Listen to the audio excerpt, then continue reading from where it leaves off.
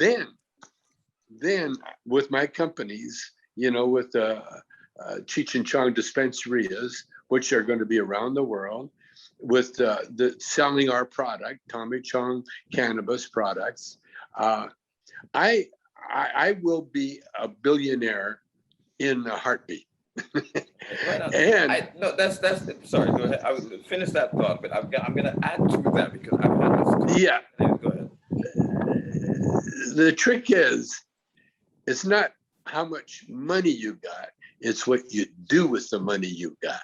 Absolutely. And so once I become a billionaire, I'm going to show the rest of the billionaires how we can make this planet a beautiful, safe place to live. A much better place to live in. And then again, that touches on so many things. I can say my whole ganja journey started probably similar to yours, which is not there was no medicinal this and that. It's just and growing up, I didn't know ganja was bad. It was I grew up in Jamaica. We were under the arbor of America. We got the same propaganda, but I tried it at one point. I'm like, but there's absolutely nothing wrong with this thing, man. This is nonsense, and that's pretty much started the journey. But I'm going to go back to I like the Cheech and Chong dispensary. I think that's a brilliant idea. I literally have a concept because I do think we need to fully represent and embrace the OGs, the old heads in the industry. And I have a concept for a location in Jamaica with a mega head shop, a ganja museum. And I'm thinking I would love a Cheech and Chong dispensary to be a part of that. That's obviously a conversation to be had. I think that would be beautiful. Definitely. Yeah. I love Jamaica, man. I was going to ask, have you been to Jamaica? Yeah, go ahead, please. Tell me about I was in Ocho Rios. Yeah. And we were staying at this, actually a house. We rented a house. And it's so funny. I rented a house and then we had a car. So I would drive from the house down to the beach. And you know how they are in Jamaica. There are people walking and they saw me driving. So they hitched a ride. And so I said, okay, that's cool. I stopped. Are you serious? Okay. That's interesting. Okay, Karen, like I said, we are very similar. Because a lot of Jamaicans will probably not do that. I myself have done that, but anyways, but carry on, please, yes. Yeah. So I'm driving down, I stop, I pick them up, and they drive down, they say thank you. And then they ask me, what time are you going back up the hill? Sketching themselves. How you mean, right? I said, I don't know, a couple hours. She said, okay, we'll be here. So then I drove them back up, and then they said, okay, are you going to be here tomorrow? And I said, sure. That's Jamaica. They use their resources. Whatever. They use their resources.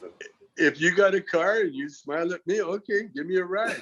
and then I asked the pool guy or the guy at the towels at the beach. I says, I want to buy some weed. He said, no problem. He says, how much you want? I said, just you give me, I don't know, $10 worth. Okay. Everybody starts shy, and then you get surprised by the amount you get for the $10. Like, holy shit, yeah, that is. Yeah. I got an armful. Of bud. That's right. It was the bud, the biggest. It was an armful. I took it home. That's how they do it. I took it home. That's how they do it. And I cleaned it. I loved it. Took the seeds. I cleaned it all out. Yeah, and then I got some papers and I rolled probably the fattest joint I could roll. It was at least that big. And that's Jamaica. So we went on. So I mean, granted, we do know that you don't really need to roll it that big, but yes, some of them are. I was absolutely because I got all that weed. I rolled it that. Sorry, do you have anything that I started smoking it before? Do you have anything we could talk up as well if you wish? Yeah, let's see. Where's I got one all set up. Yeah, I got one right here. Nice. Okay. So anyway, so I went fishing. But they took me out fishing, and we chartered a boat, and I get out. We get out on the ocean, and I said, "Is it okay to smoke?" And the guy, "Oh man, this is Jamaica, man. Of course, What kind of question is that? What kind of question is So that? I lit up my giant joint. I handed it to him, and he wasn't looking. He kind of reached over and he took it and go, "Oh man, look at this, man." That's so you do, dude. That's Jamaica, man. That's how we do it. He was shocked. Yeah, I got to tell you That's the other Jamaica, man. Jamaica. I want to tell you a real fun, two funny stories because we were staying there. I'm a comedian, so I put all the funny stuff in my I'll get to head. that as well. Okay, so we're at when we go into town, we'd go to the swanky pool, like private kind of club. I know where. Yeah. I know. And so around late in the evening, not late, but around maybe 5-6 o'clock, I noticed all the lawn chairs are out on the grass, but they're facing the residence that's quite a ways away, Right. But they're facing it, and I thought it was there to watch the sunset or something. But all of a sudden, they're all sitting there. The ladies, they got their drinks, and they're all sitting there, and they're facing this way. And all of a sudden, this Jamaican man comes out, in a distance, in his backyard. He's got a hose, and he's naked. He comes out to have a shower. And this is what they were watching. This is what you're watching. And that's what the ladies out there don't want. Oh my goodness. All right. And then there was at night. So the hotel, they had all the hotel thing. I said, where do the locals hang out? And I guess, what was it called? It was some kind of mountain. It was anyway. Mystic, I don't know. Yeah, it was a mountain where the locals hang out, and so when you walk up the mountain, it's dark because there's no electricity. There's like candles, and as you get up there, I started recognizing people. No, the people on the beach and that, the ones that all right, okay. Yeah, they're begging for money, they're all it's a community, missed. It's a community, you will that will happen. I live in it's a very touristy community, and there will be people that are literally here for the tourists.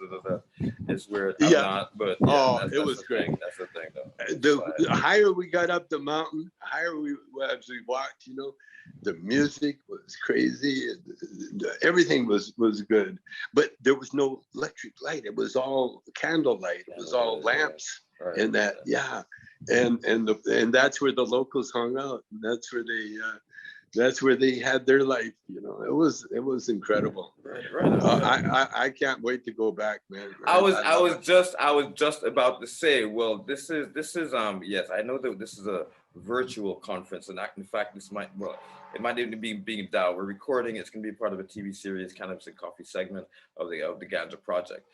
Once again, thank you very much for joining us. But I lost my trail of thought. But geez, sorry, I completely lost my trail of thought there. Sorry. Anyways.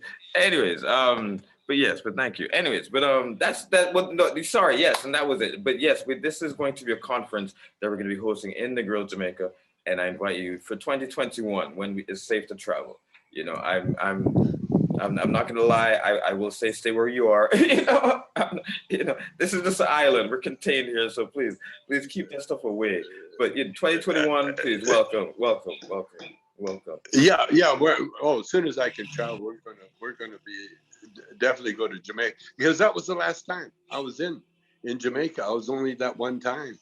And how long ago was that? There's so much. How long ago was that? That was in the 90s.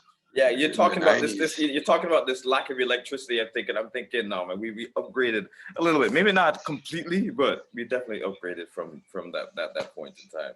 I mean, Yeah, yeah, the level it of was the way. absolute rustic in Jamaica is you probably don't really, quite frankly, because of Airbnb, because Yeah, private people started upgrading, so the industry is kind of upgraded. So yeah, but it's absolutely, once again, the invitation is absolutely on the table. I'd love to have you come and join us in Jamaica. you got to do it. You got to do it. Now, are they growing the same way they always grew, or have they changed their growing methods? It's That's an interesting question. Excuse me for a moment. That's there. No, what's happening in the industry, in fact, is yes, you do have your traditional growers. They grow the same way. Some of them do grow the same way. Some of them are evolving. There's a whole new, I would say, faction of growers who have now entered the industry because they know where they want to go. It's not fully legal yet, but they want to participate. Um, and so whatever, we have little gray market sales and so on. Very, very good quality stuff. Um, and so basically, yeah, I mean, everybody wants to participate. The astute ones are learning and want to be a part. We'll see. Hopefully, this will happen. Um, there are those who are the traditional who just, well, I mean, off we go ganja, and they're probably left aside. I don't know. That's just a part of it. Once it gets to business, but yeah, and then you have the dispensaries who are at the top level. Their products are predominantly flower. We don't really have too many extracts on the island. Just not really. I would love to myself get a brand new oils out, but it's developing because the consumers are here and they're curious. But it's geez, my nose. Give me 1 second. Excuse me, please. Jeez.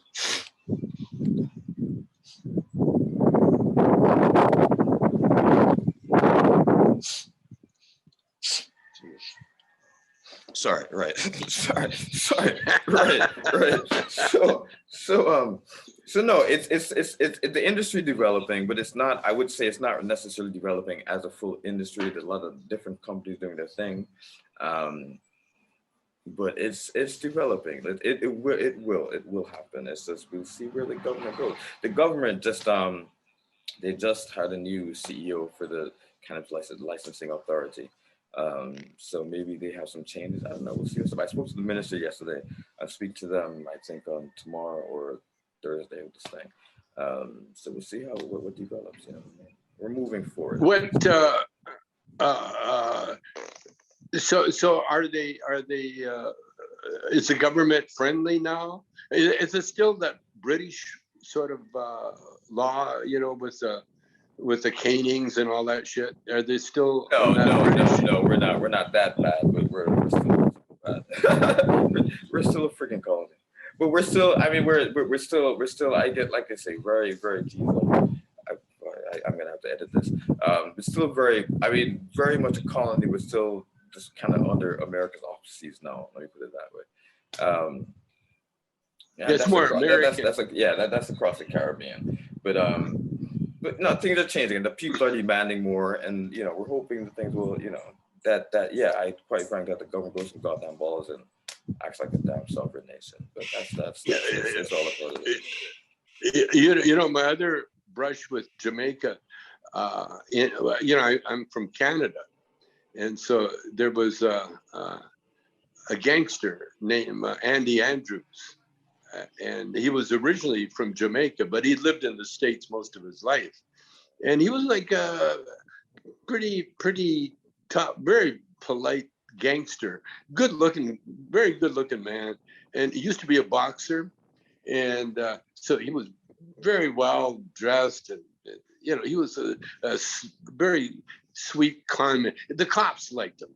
The cops really enjoyed him because he was very. He was friendly. He was friendly, right on. Yeah, that's friendly. That's how you do. That's how you do. That's how you do. I'll see cops on the road. I'm like, hey, what's up? I'll say good morning. For sure. Yeah. Well, Andy had always had his Jamaica ties. Even though he lived in Canada, and so one day he showed up with this CD, and it was really the first reggae tune. It wasn't even called reggae. They had no name for it. It was listen to this. Take It Easy was the name of the song. Take it easy, no time to worry, hurry, take time now, take your time now, no time to worry. I know that song. That's where it started. That's where it started. That was that's the we got that first whole Jamaica, just a reggae relaxed song. place, man. All right, that's the That reason. was the first song. That's the reason. So what Now Andy did, he was such a thief. I had a band, but he didn't use my band.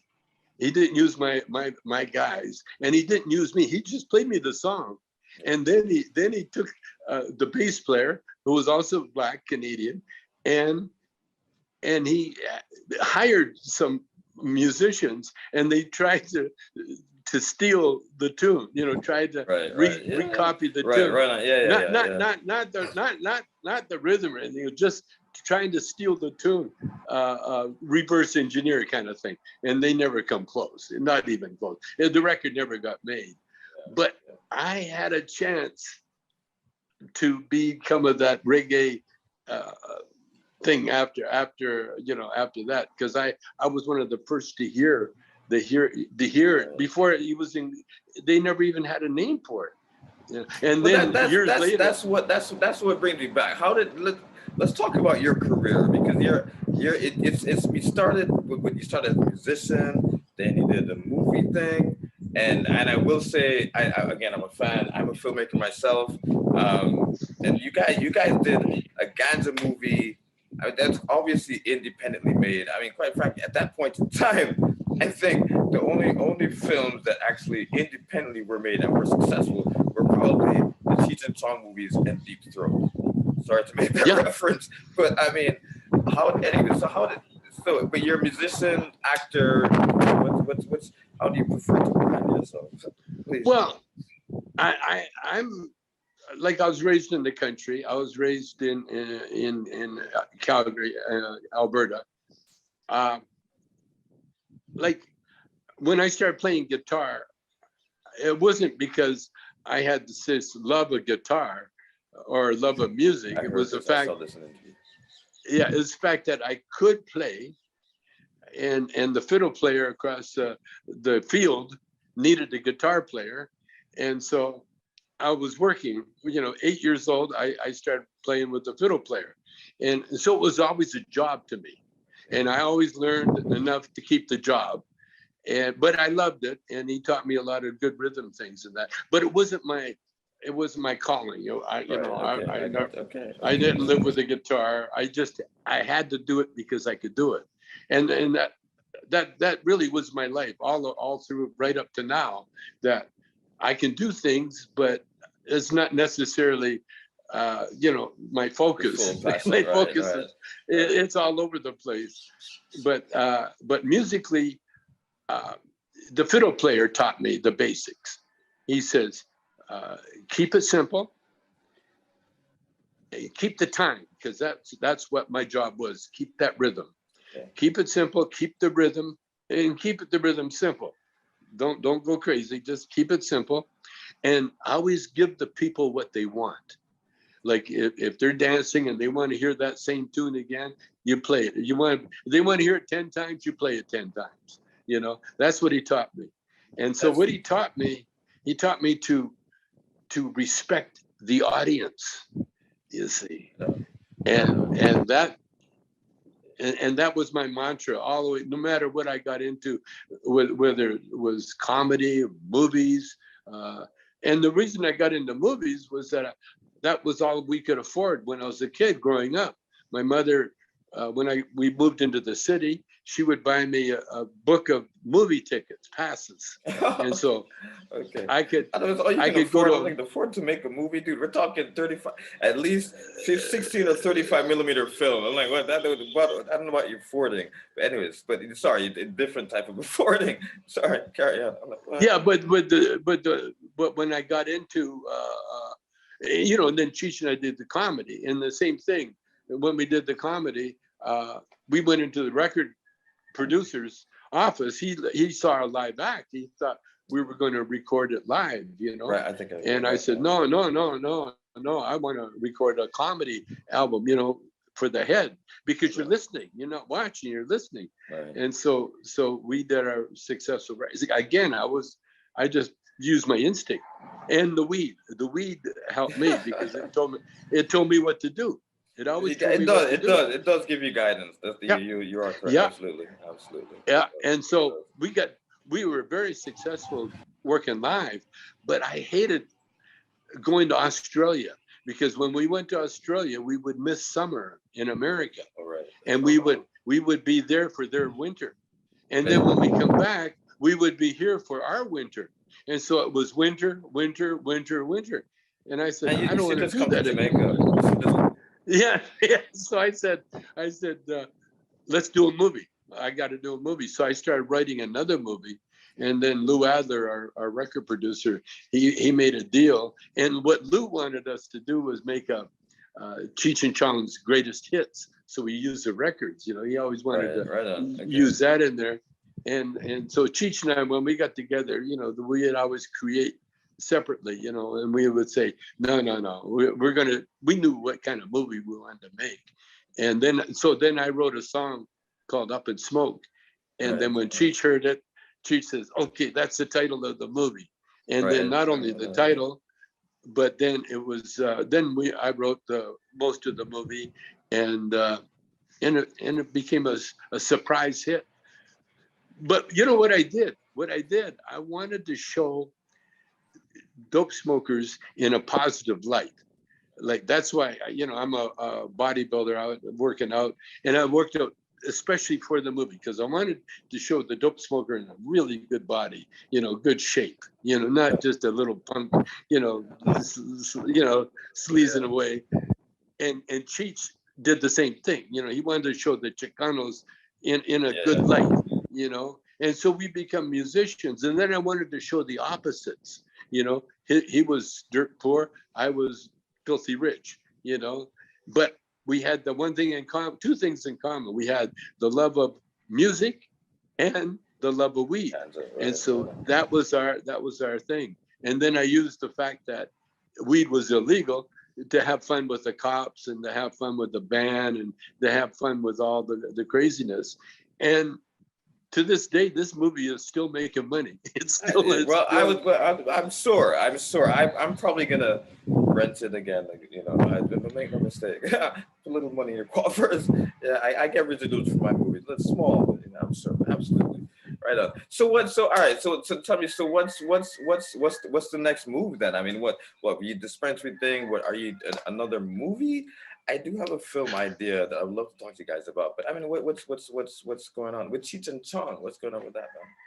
We're going to do this dispensaries. We got a documentary on our lives that's my daughter has been working on for 5 years now.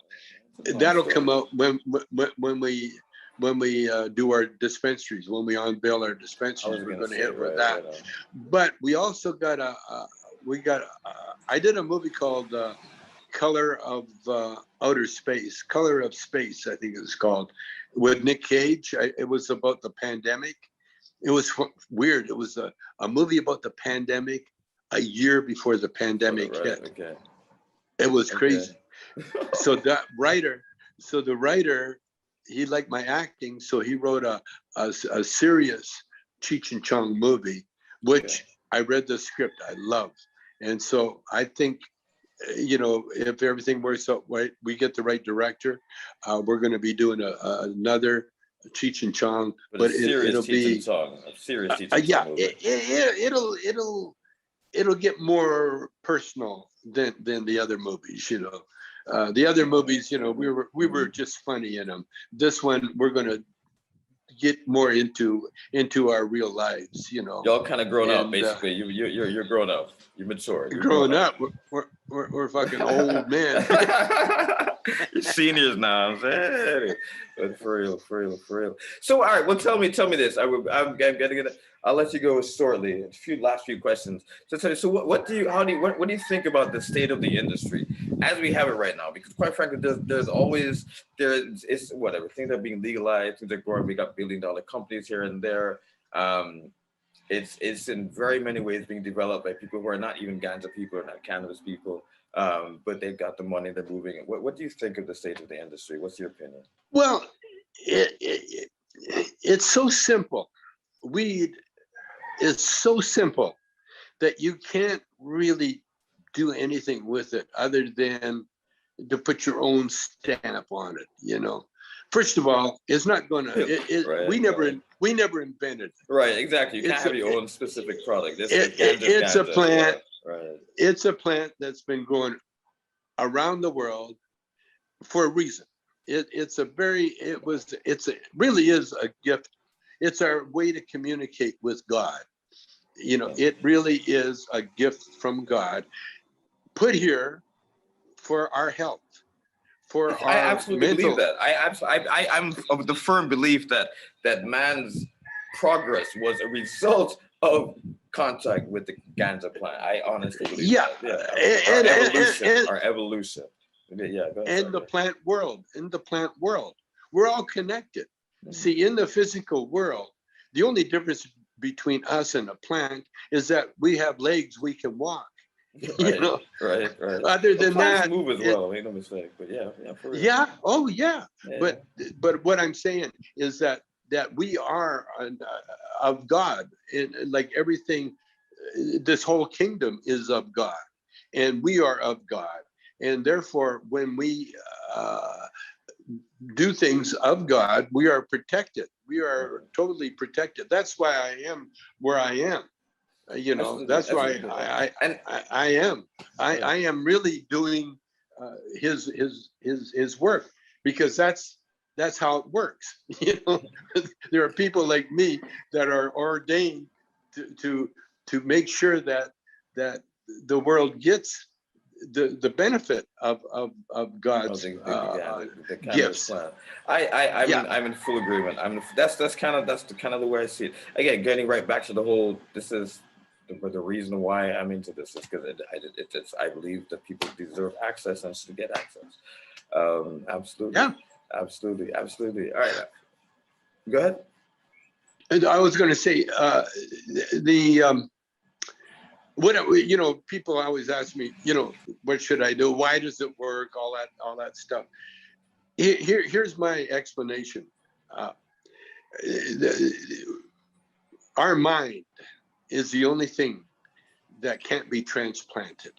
You know, you can have a new heart, you can have a new lung, you can have a different body, you can have a arm, a leg, a penis. You can have transplant. The only thing you can't transplant is the mind. It's the brain, it's the mind. And there are a lot of people trying to do this with AI, and I think it's absolute nonsense, because you're absolutely correct. It cannot be done. Absolutely. It can't. Because you figure out AI is created by man.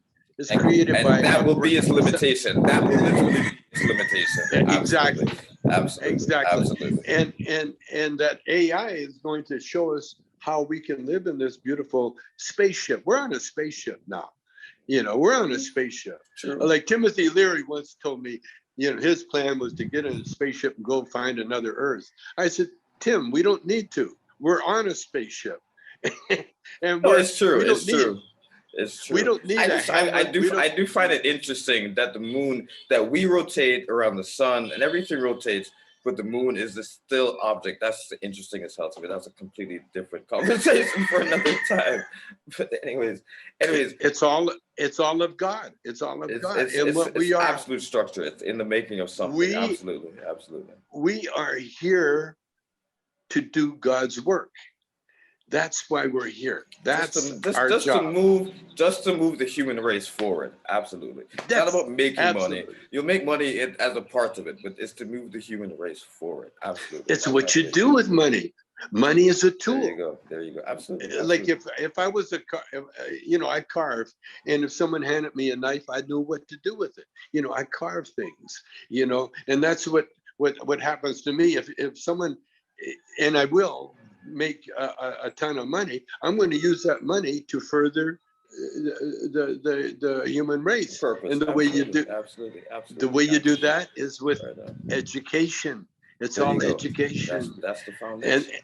that's what we do. Like they're all worried about the border now. Mexicans are coming in the border. I that's what we're here to do. That's what the Statue of Liberty's got that plaque that says, Bring your what is it? Bring your downtrodden and absolutely. Yes, Absolutely. that's it. Absolutely. That's the Absolutely. information. Absolutely. That's their information, and that's what they're coming. That's why they're here. They're not here to take away jobs. They're not here to do anything. Well, that's a bizarre racist thing that people just assume that because these people are coming in, they're taking shit from you. It's like, no, they're just gonna share in the shit. They're not. It doesn't have to go around.